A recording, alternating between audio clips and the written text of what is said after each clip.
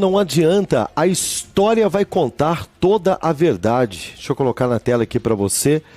O Bolsonaro em julgamento no TSE, esse camarada aí, o nome dele é o ministro Raul Araújo do TSE, durante o julgamento do capitão no dia de hoje, fez, né, a turma passar vergonha com o que ele disse. Você não viu, não? Vou mostrar para você agora. Até cancelaram o julgamento, para você ter uma ideia. Uma coisa eu falo para você, querido, tudo vai ficar cravado na história. Aqueles que decidiram se passar por verdadeiros golpistas serão lembrados daqui 10 anos, daqui 20 anos, daqui 50 anos. Se é que o mundo vai chegar até lá, porque esse mundo está tão tenebroso que eu acredito que não vai durar muito, né? Pelo menos é um pensamento que eu tenho. Mas enquanto esse mundo durar, eu quero aqui dizer, homens de caráter isentos, que olham para a justiça, olham para a lei e não são influenciados por questões políticas, ainda existem no Brasil e estão assentados em posições de autoridade, como, por exemplo, o ministro Raul Araújo. Escuta aqui, ó. De outro lado, relativamente ao fato de a reunião ter sido transmitida pela EBC, não se verifica no ponto um fato autônomo, mas sim um desdobramento natural da realização da própria reunião pelo então presidente da República. Esta sim, merecedora de um juízo de valor quanto à caracterização como ato abusivo, propaganda eleitoral indevida. Em outras palavras, tendo em vista que se tratou de um evento efetivamente organizado pela Presidência da República, em que presentes chefes de missão diplomática, não se pode ignorar que a referida à emissora de televisão, vinculada à Secretaria de Comunicação Social da Presidência da República, compete, nos termos do artigo 8º, inciso 6º da Lei 11.652, de 2008, prestar serviço no campo de radiodifusão, comunicação e serviços conexos, inclusive para a transmissão de atos e matérias do governo federal. Constam dos atos diversos documentos que demonstram que a reunião com os embaixadores, independentemente dos trechos inverídicos contidos, foi um ato solene, cujo protagonista foi o presidente da República, tendo como ouvintes os embaixadores de diversas nações estrangeiras, o que por si só justifica a atuação da referida empresa pública, não lhe competindo, por certo, realizar juízo de discricionariedade prévio acerca do conteúdo a ser propalado pelo representante maior do governo federal. Ademais, no acordo que referendou a decisão interlocutória, na qual rejeitada a preliminar de litisconsórcio passivo necessário com a União, sustentada em razão dos fatos envolvendo a EBC, consignou-se que aquelas pessoas jurídicas de direito público não adotaram qualquer medida voltada para assegurar a veiculação do material, a reforçar a completa desvinculação da competência legal atribuída à emissora de TV com o intuito do primeiro investigante de propalar o descabido discurso. Em outras palavras, seja qual fosse o conteúdo do discurso proferido pelo então presidente da República, houvesse ou não sido realizada a questionada reunião com embaixadores, a empresa pública de telecomunicações iria naturalmente repercutir a agenda presidencial. Assim, debater a qualificação da reprodução da reunião pela EBC como desvio de finalidade só tem sentido caso previamente considerada abusiva e grave a própria reunião transmitida, o que já foi afastado. Coroando o quanto acima ponderado, não se pode perder de vista a relevante observação da doutrina de que a legitimidade e a normalidade das eleições, bens jurídicos tutelados na presente ação, não são tema sujeito a critérios peremptórios de avaliação, mas sim a uma noção de grau. Abro aspas para citar a seguinte doutrina. O problema que se coloca é que, no terreno contencioso, as autoridades à frente da Justiça Eleitoral são reiteradamente conclamadas a examinar a legitimidade de uma determinada eleição sob uma lógica artificialmente assertiva, quando é certo que a legitimidade responde, por natureza, a uma racionalidade gradativa ou escalonada, portanto, contrário a raciocínios categóricos, fundados em lógica binária.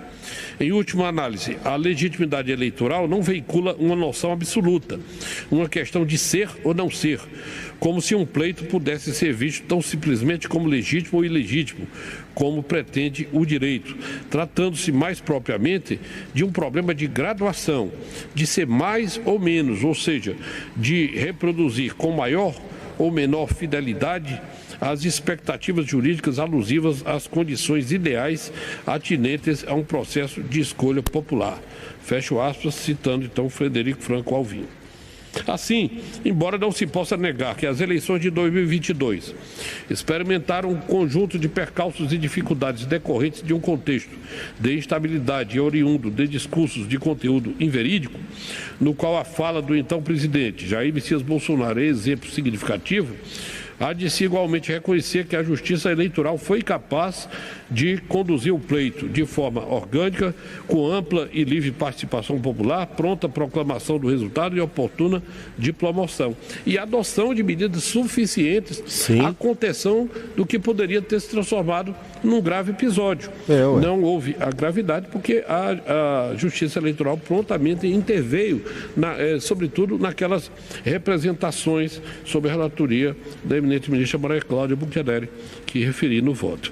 Em consequência, sendo a gravidade aferível pela vulneração aos bens jurídicos legitimamente e normalidade das eleições, mas sendo esses sujeitos a um juízo de valor de grau, fato é que a intensidade do comportamento concretamente imputado à reunião de 18 de julho de 22 e o conteúdo do discurso não foi tamanha a ponto de justificar a medida extrema da inelegibilidade. Medida extrema. Especulações e ilações outras, repitas, não são suficientes para construir o liame causal e a qualificação jurídica do ato abusivo, razão pela qual o comportamento contestado, apreciado em si mesmo, como acima feito, leva à inescapável conclusão pela ausência de gravidade suficiente. Por todo exposto, rogando vênias por esse demorado voto e também vênias especialmente dos entendimentos contrários e, em particular, do eminente relator, ministro Benedito Gonçalves, julgo improcedente o pedido. Julgo improcedente o pedido. Olha, eu não. O Bolsonaro está com muita fé de que o tribunal vai julgá-lo de maneira isenta. É muito legal isso da parte dele, muito legal isso da parte dele, acho que tem que ter mesmo, mas a realidade, gente, é nua e crua, não é verdade? Nós sabemos que, lamentavelmente, já está tudo acertado aí, esse é o grande detalhe. E eu louvo a Deus, glorifico a Deus, dou graças a Deus e valorizo a imparcialidade de homens de bem deste país, como o ministro Raul Araújo, que deu um show, né, na leitura do seu voto e dizendo o seguinte: julgo improcedente, desnecessário, descabido, exacerbadamente exagerado a inegibilidade, uma vez que o tribunal atuou de todas as maneiras, de todas as formas, aplicou multa, fez o que quis, trabalhou como quis, sem problema nenhum, não é? Então, na verdade, é um exagero o que estão querendo fazer, né? Que coisa, hein? Olha, já volto aqui com mais comentários, é uma questão aí que parou o Brasil, né? Esse voto aqui do ministro acendeu um alerta aí de esperança ao povo brasileiro. Olha, eu quero convidar você a trabalhar comigo, se você gostaria de ganhar entre 2 e 10 mil reais por mês, trabalhando comigo em uma plataforma incrível que pode fazer também de você um gerador de riquezas, um conquistador, você empreender aquilo que você tem de mais importante, que é o seu tempo, em algo que de fato vai te trazer recurso financeiro de verdade. Eu gostaria muito que você clicasse aqui no link da descrição e você acessasse o link Meu Novo Trabalho, tá? Você vai assistir um vídeo tranquilo, com calma, depois você tira a tua conclusão se isso é para você ou não. Rodrigo, para mim tá tudo bem, a vida tá tudo certo, mas eu conheço alguém que precisa. Então manda esse vídeo para esse alguém que você sabe que você precisa e me ajude a também mudar a vida desta pessoa, tá bom?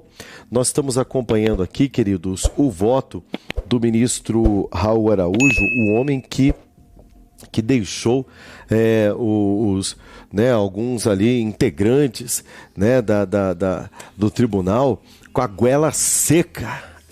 Goela seca, quiseram falar, sabe, quiseram de novo. Não, mas você não está entendendo, sabe como é que é? E eu achei incrível, né, a vênia, a defesa do ministro Raul Araújo pela liberdade política do capitão Bolsonaro em dizer que de maneira exacerbada e exagerada o tribunal está querendo aí cassar o seu mandato. Durante o julgamento contra o ex-presidente, o ministro Raul Araújo votou para mantê-lo elegível. Raul não viu abuso de poder político, conforme acusações do PDT, segundo os quais o capitão as cometeu ao receber embaixadores para criticar o processo eleitoreiro de Brasília. Não é verdade? O ministro abriu a primeira divergência ao discordar dos argumentos do corregedor-geral da Corte, Benedito Gonçalves. E ele diz aqui, né, rejeitar a minuta do golpe. Aqui que deu o maior buchicho e deu uma hora bafafá. Araújo defendeu a retirada dessa minuta do golpe encontrada na casa de Anderson Torres, que é o ex-secretário de Segurança Pública do Distrito Federal. E o ministro da Justiça foi ministro da Justiça também do capitão.